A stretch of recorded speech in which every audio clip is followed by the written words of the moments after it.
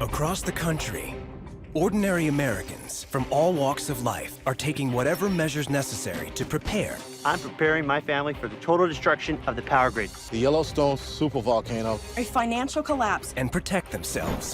When survival's the goal, it's into the spider hole. Go fast, fast, fast, fast, fast. Go, go, go, go, go. From what they perceive is the fast approaching end of the world as we know it. So I'm gonna use like this. Next, we go inside the lives of 3 committed preppers who have devised extensive plans. These are gonna protect you from all those nasty germs out there. Gone to great lengths. Come on with your hands up! I will shoot you! And made huge personal sacrifices to ensure their very survival. Like the phrase goes, heading to the hills. So that's why we're moving to the mountains of Tennessee. Are you excited to move? No. The experts will assess their extreme preps and decide if they have what it takes to face Armageddon. If I want my family to survive, this is what they're gonna have to do. And to survive. Yeah, I prefer you don't shoot my dog. This is Doomsday Preppers.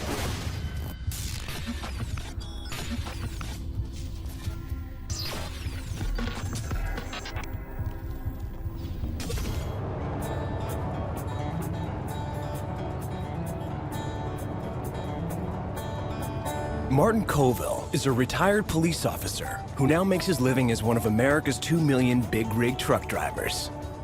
I see much of the United States as an over-the-road trucker. Breaker 19, radio check, please. And I love doing that. You get to see parts of the country that most people don't normally see. With his wife, Sarah, at his side, and the couple's 2 miniature dachshunds on the dash, Martin spends 10 months of the year working the open road, hauling over 750 tons of goods, and traveling 100,000 miles. In driving around, I look at what we've built. Much of it is grandiose and wonderful to look at, but I also worry that it's extremely fragile. What do you want?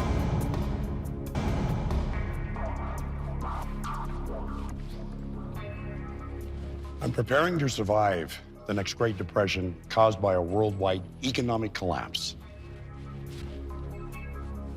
I'm very afraid that as soon as maybe 3 years, maybe 5 at the outmost, a very, very terrible time in our nation's history is coming. With the nation of China holding the majority of our debt, if they decide to call that in, the United States will collapse economically. Within a week, you'll see chaos reign. Major metropolitan areas will become a death trap. The majority of people will try to get out. And when they do, they will clog major arteries.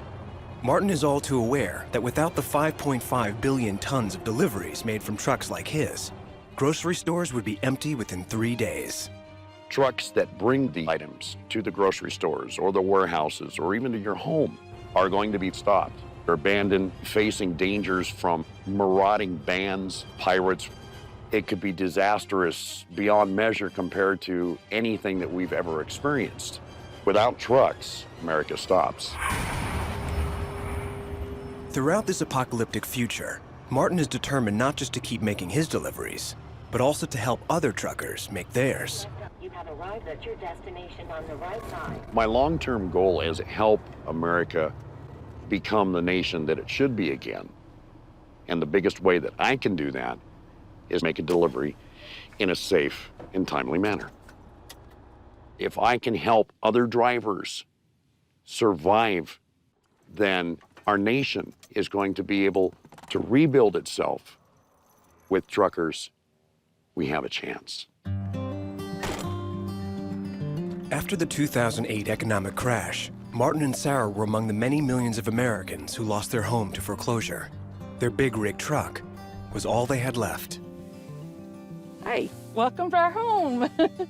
They now live and prep out of its 53 square foot sleeper cab, the size of most Americans' master closet.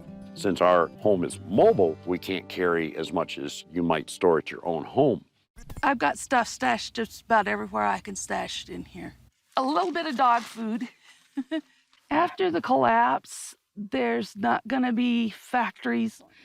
I'm gonna be able to make clothes. Could make a shirt for Marty out of the camel. I have a stash of dry food. I have 2 layers of it behind this cabinet. Dehydrated food not only lasts longer, it is 2 to 4 times lighter than fresh or canned supplies, making it an ideal food source for the mobile prepper. This is celery. We have approximately 4 to 6 months worth of food in the truck. But Sarah and Martin are not just stockpiling food supplies. About 7 years ago, Sarah was diagnosed with a very rare type of cancer. Being a mobile prepper, it's made things a little different than if you're dealing with non-ill people. We stock up on our prescription meds by maybe skipping a day or 2 a month. Eventually, they will run out. As a prepper, you can only prepare so much. I'm going to be one sick little cookie if I don't have my meds. She's one of the biggest fighters that I know of. And she said, I promised you 50 years, and we've got 25 in. Can I have one then? Are you? Oh, immensely. Immensely. Okay. We're sure trying. Martin and Sarah face an uncertain future, but they're doing everything they can to prepare. You have to have some plan of surviving out here. They have created a network of supply caches all around the country, from New Mexico and Kentucky to Seattle. We have to get somewhere where we at least have some type of safe zone. The biggest problem will be the lack of fuel. If Martin's fear is correct, an economic collapse will cause hyperinflation, and food and gas prices will skyrocket. If currency inflated by over 1,300%, what used to be, say, $1 for us, you'd need 1,300 of those for the same buying power. For gas, diesel. Martin's gas tank holds 180 gallons, enough fuel to take him just over 1,000 miles. But in a crisis, he believes that will not be enough. I have the ability to siphon from abandoned vehicles. Technically, that would be stealing, but we're talking about in a total collapse. People aren't going to be worried about that. For a mobile prepper, keeping moving in a doomsday situation is of the utmost importance. But Martin and Sarah realize they will eventually need to rest, which could effectively turn their 53-foot truck into a sitting duck. In a total collapse situation, rotting gangs are going to be looking for anything they can get a hold of. I need to keep my vehicles as safe as possible and away from prying eyes. Excuse me. I drive an 18-wheeler, big rig, and I'm looking for something like some type of camouflage. To hide your truck? Yeah. Yeah, definitely. Come around this way. I'll take you to it. Okay, thanks. In recent years, hunting and fishing stores like this one in Albuquerque, New Mexico, have become go-to megastores for the prepper community. Come on down this way. And products originally designed for the sportsman are now being used in new ways. Military camo netting. Ooh, I didn't know that you could get it in the civilian world. Might take 3, but we could cover your truck. More 3D like this, gonna give you more of that 3D image, so this is gonna be the way to go. You're seriously trying to conceal something. What exactly are you gonna be using all this stuff for? I travel around the country. I'm an over-the-road truck driver. I am also what you call a prepper. I want to survive and my rig to survive so I can be part of the rebuilding process. I know it sounds corny, but it's my lifestyle now. Yeah. Need something for my bug-out bag. Bug-out bag, gotta have it. Do you have one? Oh yeah. I got a 3,300 cubic inch ready to go. I got some food, ammo, guns, 1911, just in case. Why are you ready then? Hey, it's all gonna hit the fan sometime. How you doing? Good, sir. How about yourself? Pretty good. Find everything all right? Oh, I found more. 422.55. See ya. Okay. Making a 105,000-pound truck disappear is more than a one-man job. So Martin has called upon the assistance of an expert to help him execute his plan. My little brother, who is actually bigger than I am, we call him Red. Red is retired from the Air Force. He's worked all around the world in different situations, many he can't talk about. You're backed in pretty good with concealment. He taught me many good things about what I need to look at as a mobile prepper. The crap's hit the fan already. He needs to get off the road. It's getting late. He needs to secure the vehicle. The main objective is to conceal from the roadway. And so we're going to set up some camouflage netting over the front and the sides that are exposed to any kind of roadway traffic to mix in with the local foliage. Camouflage works by tricking the eye into perceiving color patterns as familiar objects, such as trees, fallen leaves, or other natural surroundings. This optical illusion allows even large items to hide in plain sight. You're gonna need a lot more than just 3 rolls to do this. You're going to need about 10 to 15 rolls. $1,000 to $1,500 just to camo this thing. Pros, good concealment. You're at least able to secure your load. Con, you got $1,500 invested. Bounce that off your list of other priorities that you have. Once the rig is concealed, Martin doesn't plan on sheltering inside. He's prepared to leave Sarah and the dogs to patrol the perimeter and defend what's his with a little help from his rolling arsenal. Part of my personal armament that I carry in the truck is a Louisville Slugger, Thank you, madame. a side handle baton, a straight baton, 45 caliber carbine. I personally carry a concealed weapon everywhere that I'm legally allowed to. I haven't been able to find a bazooka that fits in my cab, though. With these weapons, you'll be much safer on the road, and you'll be able to help other people. My name, Martin, means warrior or warlike. I am a very warlike individual. I try and fight for what's right. I don't like bullies. My greatest fear upon a total economic societal collapse is that I won't be able to protect my wife. When you're dealing with somebody who's extremely ill, Sarah has tried to say, you should just leave me and go on because you can survive. You know that I won't. And of course, I've told her that's not going to happen because that's not what I do. I think I'm more afraid of my cancer than I am of the economic downfall, but I think it's a very strong possibility. Sarah and Martin already face many challenges, but they fear that an even more uncertain future lies ahead. Come on with your hands up! Retired police officer and trucker Martin Colvill fears a catastrophic economic collapse will unleash anarchy on America's highways. What we're looking at is a total meltdown of society as we know it. It's going to be so scary. But it's not just desperate civilians he's worried about. He believes that his truck full of goods will come under attack from a far more sinister force. Something that most people don't think about. Modern prisons use electronic locks. When the grid goes down, electricity is no longer around, prisons around the nation will simply open up. All of a sudden, you're going to have a flood of angry men and women, and they're going to come flooding out. America's prison population is roughly equal to its number of truckers, 2 million.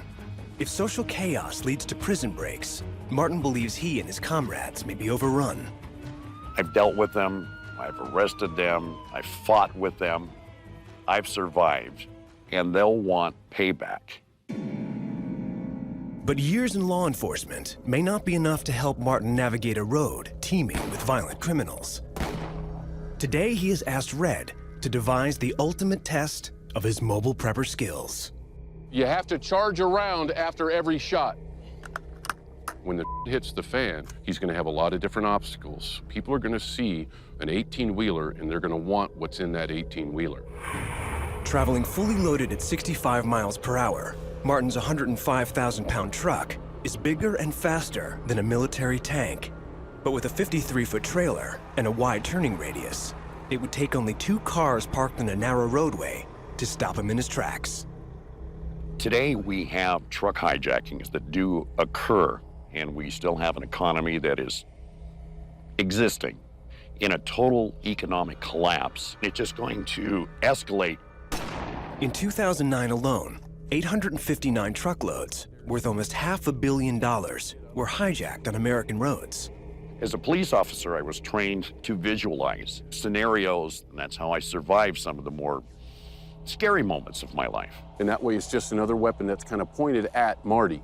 Being shot, being stabbed. I've used that in my prepping lifestyle. The Colvill brothers will meet on a stretch of New Mexico back road, where unbeknownst to Martin, Red has set a trap. This ambush is designed to expose not just the defensive liabilities of Martin's vehicle, but a more personal weakness as well.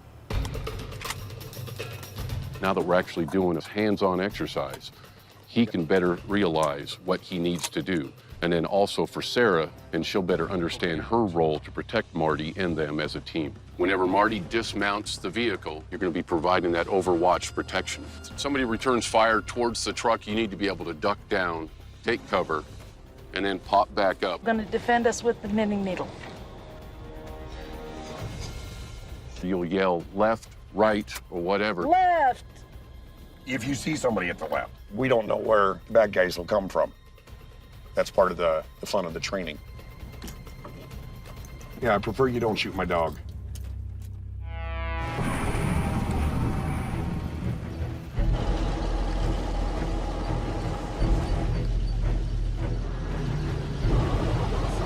Keep an eye out.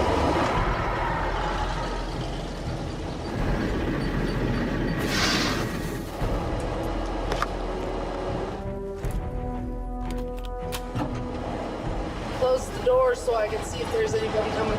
Yell out if you see something. Keep an eye on them. See if you see anybody move.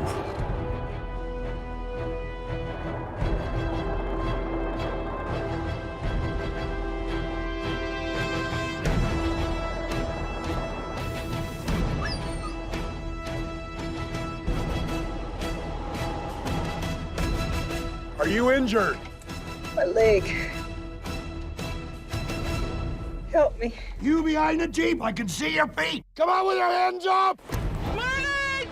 To your left, Marty! On the ground, on the ground! Back off, back off! Put your weapon on the deck! Back off! Lay down, I will shoot you! Lie down! Down on the ground! I'm just trying to help. Hands wide out, arms straight. Spread your legs! I was just trying to help somebody. Okay. Oh my goodness. My adrenaline is just pumping big time. Okay. I felt just like if it had really happened. Tactically sound. You checked your right, you checked your left, you spotted Byron sitting behind the Jeep. Once she draws you into the zone, Jason came around from your left. Sarah was trying to alert you of that, but then again, she was moaning, and of course, she's gonna draw you into the zone. So what should I have done? The minute you see somebody there, back away. My natural instinct is damsel in distress. I knew that. So they played on your heart to kind of come in here. That's something I've got to work on because I'm just so geared to, there's somebody hurt. There's somebody hurt. It's a deficiency that you've identified. Post-collapse, hey, it's you, it's Sarah getting to your safe haven. Thank you, little brother. Not a problem, man. I appreciate it very, very much.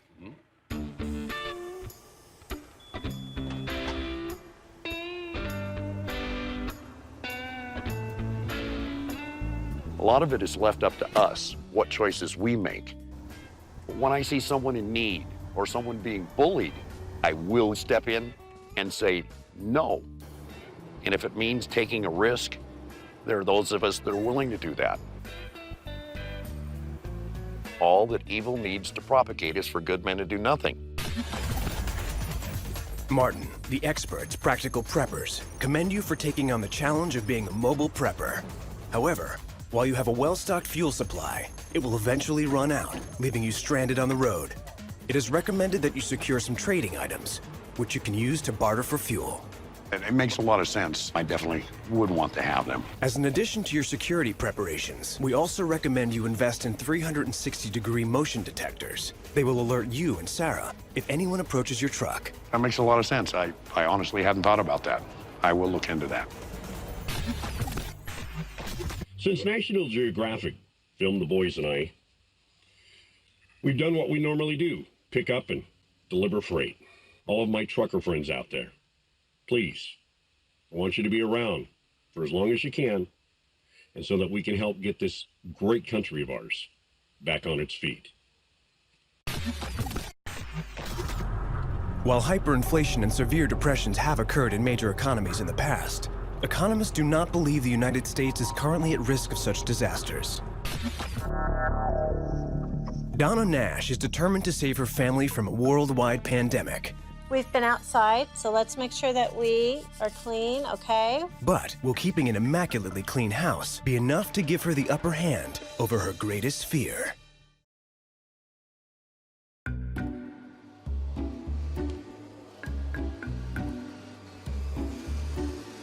Donna Nash lives in the picturesque mountain town of Alpine, Utah, 30 miles outside Salt Lake City. Like many suburban moms, Donna likes to keep a clean house. But it's not because she's expecting company. I am preparing for a worldwide pandemic. Go, go, go, go, go. Before I was prepared for pandemic, I was probably spending 20 hours a day worrying about it. When the pandemic comes, those who are prepared will survive. Those who do not prepare will die. A pandemic is a virus or disease that infects large numbers of people in multiple countries. A pandemic can happen in a matter of hours. If someone on one side of the country had the disease and they flew across the country, by the time they get to the other side, people are taking it home, they're taking it to work. A 2010 study suggests that the risk of disease transmission during transcontinental flights is high, making it possible for one sick person to cause simultaneous outbreaks in multiple geographic locations. I am most afraid of the flu because it's so common that people don't really take it seriously, and that has killed thousands and thousands and thousands of people. The World Health Organization believes that a devastating influenza pandemic is almost inevitable. Even conservative estimates suggest as many as 100 million people worldwide may be infected, and millions will die. My worst fear is that I would somehow contract the pandemic. We've been outside, so let's make sure that we are clean, okay? And bring it home to my family, and then have one of my family members die. Sorry, that really got me. Now I have to stop.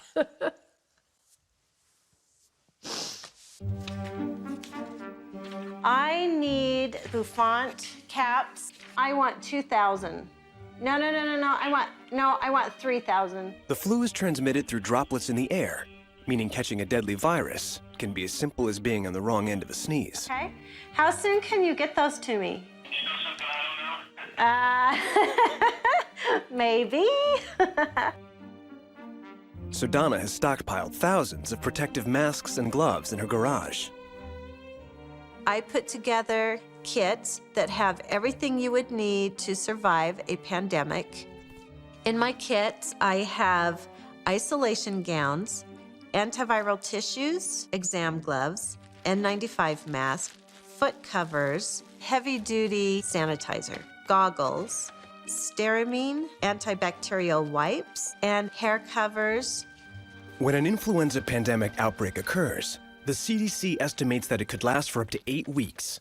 Our world, when a pandemic hits, will look very different. If people do have to be out in public, they'll be wearing masks. Train stations, subway stations may shut down because of the fear of contracting the disease. But risk or no risk, Donna's mission is to make her whole community a germ-free bubble. My plan would be to help my immediate neighbors. If they have the things they need, they will be protected, which will in turn protect us. And Donna sees no harm in starting early. Some neighborhoods have the Avon Lady. This neighborhood has the Pandemic Lady. I give my kits to my neighbors, my community, anyone who I can convince to take one. Hi, I'm Donna Nash, Bob and Bonnie's daughter. I brought something I wanted to show you. When I first knock on someone's door, they're usually a little skeptical, but by the time I have explained, Come on in. they're convinced. I've always enjoyed taking care of people. Right here, Yeah, that'll be great. it has gotten a little more intense. Sonia, there is going to be a pandemic, and it will be bad. I've been putting together these pandemic kits and giving them to those who I think would appreciate them. Chuck, I think you need to hear about this. We have N95 masks for infectious disease, okay? The second most critical thing will be your gloves. If you shake hands with someone who just sneezed into their hand, you're in trouble. You will absolutely need to have hand sanitizer. I've never even thought of anything like that, have you? It truly is a matter of life and death. Well, it's kind of scary when you think about it. It is scary. The question is, will you be prepared?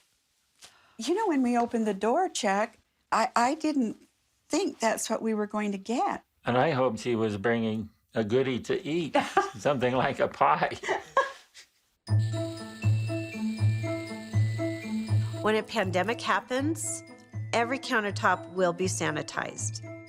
Our clothes, our linens, everything will be washed and dried on hot cycles so that any form of contamination will be killed. We will do our very best to have everything be clean.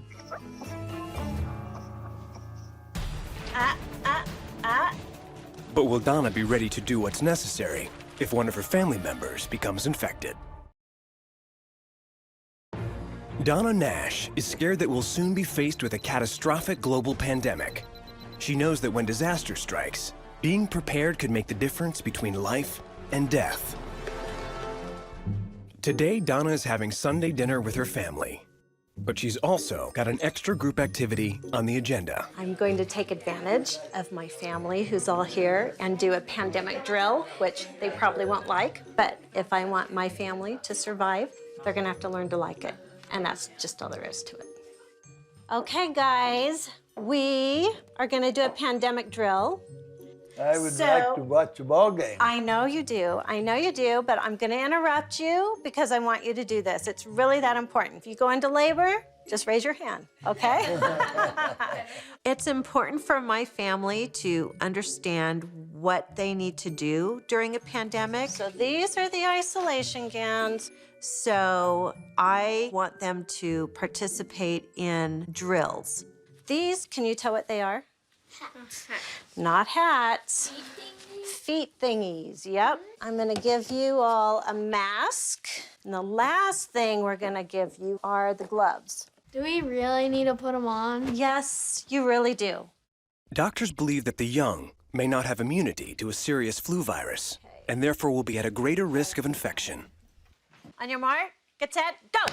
Fast, fast, fast, fast, fast! Every prepper knows that time is crucial in a survival situation. Go, go, go, go, go, go, go! So Donna's goal is to get her family geared up in their isolation suits as quickly as possible. You're like the only kids in the whole universe that are gonna know how to do this. During the pandemic, there's not gonna be any room for error. How are we doing? Terrible. Oh, keep going, Dad, you could do it. Dave, you are not taking this seriously. Okay, guys, we're gonna go out to the front lawn, okay? Let's go. Come on.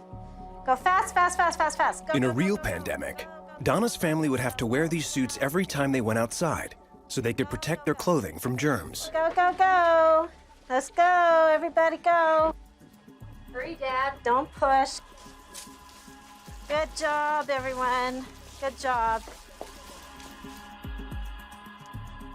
Looks like quite an operation. If I saw someone dressed in this stuff, I would think in my head, what are they doing?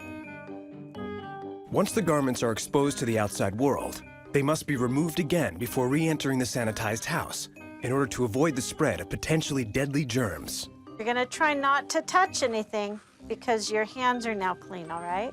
Take your shoe covers off, then you're gonna take your hats off, then We're gonna give you hand sanitizer. Good job. Ah, so Deborah's at the door. Can she come in? But when her daughter-in-law, Deborah, turns up late for the drill, Donna has the perfect chance to test out another potentially life-saving pandemic prep: quarantine. We're having our drill. You're out in the pandemic world. You're contaminated. During a pandemic, isolating patients to avoid the spread of infection is standard procedure. And family or not, Donna has no qualms about doing just that. In fact, she has 4,000 feet of plastic sheeting ready and waiting. Now that we have a contaminated person, we have to seal off this area. So we want you on this side because this will be the safe space. We'll have all of you come on out. If one of my family members became infected, it would be very hard to seal them off in a room. But on the other hand, I have to protect everyone in the family. This will teach you to be late for dinner. Come on in. Gonna have you take your coat off and your shoes off. If anyone in the family wants to go in to see them, they will have to put on all of the protective gear before they're allowed to go in. Hi, sweet boy. Does Grandma look funny? Colton does not want to be quarantined. My family often thinks I'm a little crazy with how much I do. It's great. It's hot. But My job at the end of the day is to make sure all my family survives, right down to my little grandbabies. Dear Heavenly Father, we're very grateful for this food. We ask you to bless it, that it will nourish us and give us the strength that we need. Amen. Amen. I know I'm here to help people. I love those shells. Without a doubt, I am supposed to help people get prepared. Donna, the experts suggest that even if there's not a pandemic in your area, your general preparations will leave you ready for other catastrophes and should give you peace of mind. However, during a pandemic, you need an alternate location where you can take shelter for at least 8 weeks. I don't feel like I have to have some bunker to hide out in during a pandemic. I feel like my home is completely adequate, and I'm comfortable with that. Since National Geographic was here, our family has increased our security for our home, and the demand for pandemic kits has drastically increased, and so that's kept me pretty busy. But I really look forward to another year of helping people get better prepared. The World Health Organization says that influenza pandemics can cause severe social, economic, and political stress, as has been shown historically. But while it is likely that a pandemic will occur in our future, it is impossible to predict the severity and timing of such an event. Kevin O'Brien believes his home state is in danger of being washed away completely, so he is making the move to higher ground, whether his family is on board or not. Are you excited to move? No.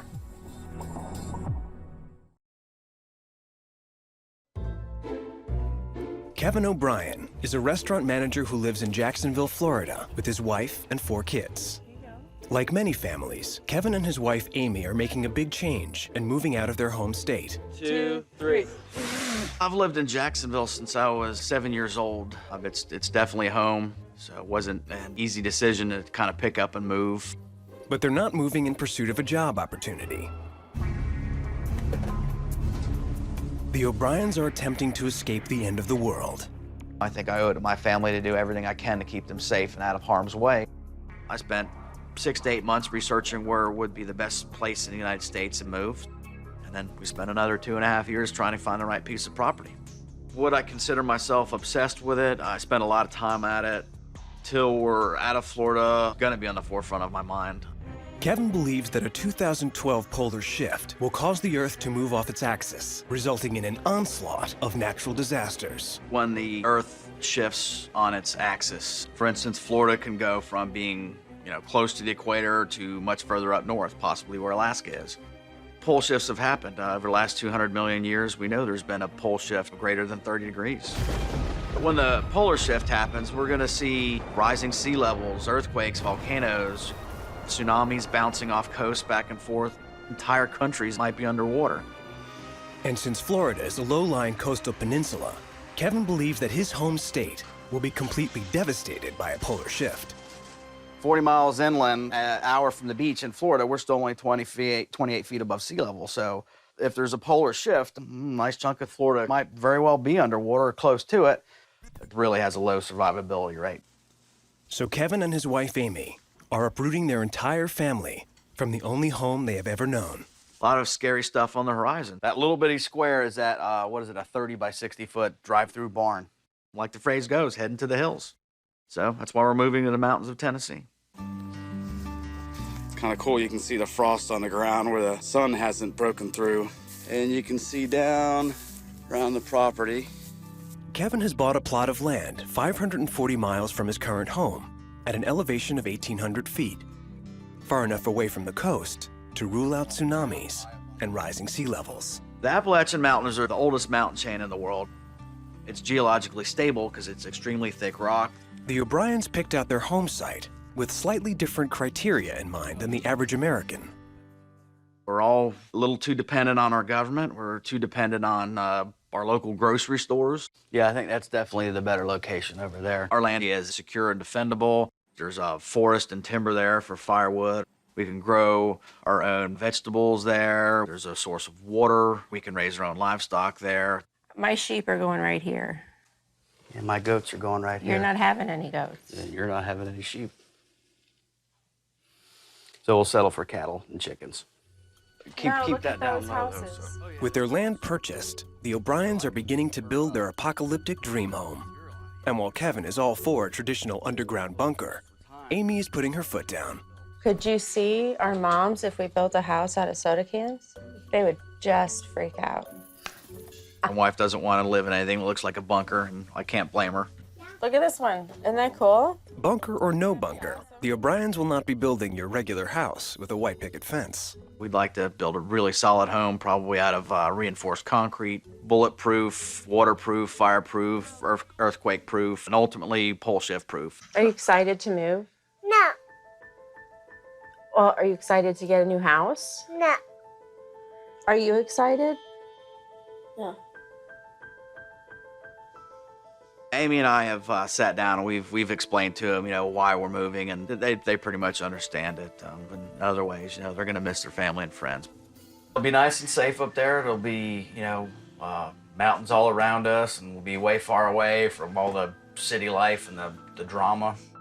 Moving across the country is difficult enough for any family. But as preppers, the O'Briens face a couple of extra steps. The family has 2,000 pounds of food preps that will also be making the 9-hour journey to Tennessee. All right, here we go. Who ordered the rice? But we probably have 500-600 pounds of rice now. I will hold the bottle in the funnel, and you can scoop the rice and pour it in. Oh, good job. In a post-apocalyptic world, these dry staples will help supplement the food they can grow themselves in Tennessee. Are you going to help us? We feel we're about a year's worth of food now, and the goal is to really have 2, 3, 4 years. Cap it off. That's the last one. We're all done with the rice. If much of the earth is rattled with devastating natural disasters, Kevin wants his family to prepare for broken gas pipes and downed power lines. So he's packing up some energy alternatives that can heat and power his new home independently. There is the primitive home heater, made from pickle barrels filled with water. All right, left. The pickle barrels are black, and you can fill them up with water and stick them in a greenhouse. Ready? Left. During the colder winter months, they absorb the heat of the sun all day. At night, they release the heat, so they're basically a solar battery. And 10 solar panels, which will provide the family with 2,350 watts of power in peak sunlight, enough to provide electric light and refrigeration. We've actually managed to buy 10 solar panels. Once we get up to the property and build the house there, we should have enough power to power our everyday needs. If much of the country is without electricity and access to food and water is limited, Kevin expects what we know as normal life to crumble. This is just the newest home defense accessory that I have purchased. This is 20 rounds. Society would just be upended. The possibilities are just mind-boggling. People are going to know that we're going to have food, so I think security and defense is going to be an issue. We're getting ready to load these onto the trailer, so I'll need your help loading these also. I don't want the kids, helping us load these, so just you and I can load these, all right?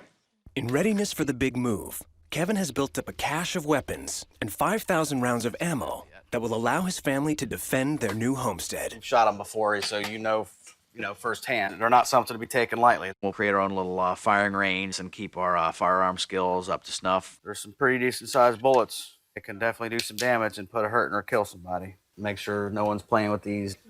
Thank you, sir.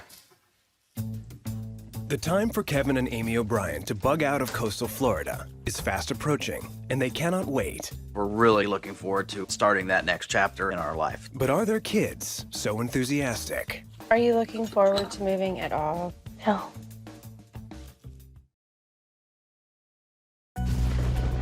Fearing a catastrophic polar shift, Kevin O'Brien and his wife Amy feel that the only way to safeguard their children is to bug out to higher ground. Rebuild that dam and increase the size of that pond into a small lake. So they're uprooting their family to the hills of Tennessee. I think this was your first little tiny tea set. So that was your first one. But Kevin's teenage daughter, Haley, isn't convinced that the move is in her best interest. Are you looking forward to moving at all? No. Not at all? No. Why don't you want to move? My friends. I don't want to leave in the middle of the school year. It is hard to move in the middle of school year. I rest my case. Just getting into the teen years, so doesn't want to uproot and leave her friends behind. So you think we should stay here forever? Yeah. So let's say water rises. We're bobbing like bowling pins. Then you would think it would have been good to move?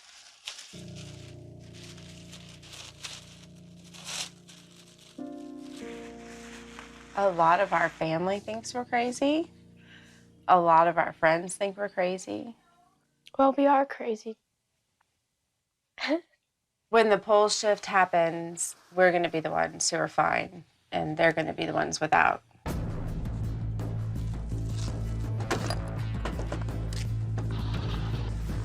After years of preparation, the day of the big move has arrived. Gary, Mama.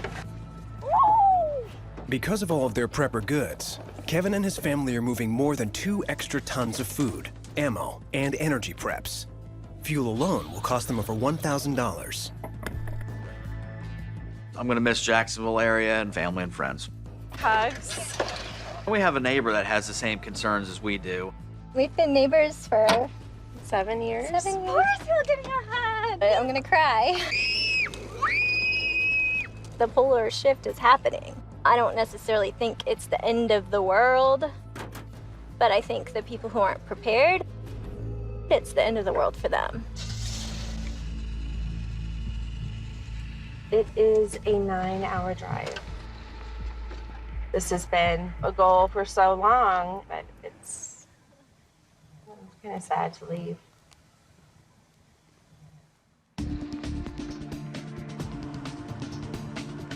We're really gonna be looking forward to a new life. Hey, babe. Yeah, go ahead. Are we there yet? That's a negative. There's gonna be 2 sides of the fence, the haves and the have-nots, and I would prefer to see my family on the side of the haves. Kevin, the experts have determined that your purchase of 130 acres of land in Tennessee will provide you with an abundance of resources and allow you to become self-sustainable. However, 2 lines of defense close to your main homestead will be essential for your family's survival. We're going to start off by getting watchdogs, but we will also be putting in other defenses. Okay, Haley, so how do you feel about being here now that we're here? Now that we're here, I'll say that I do like it. I have adjusted to school better than I thought I would. And I'll say that the entire experience, I feel, has brought our family closer together. I do like it better than I thought I would. There is some scientific evidence that a true polar shift occurred 800 million years ago, when the Earth's land masses formed a supercontinent. But scientists believe that because our continents are now separated, such an event is almost geologically impossible.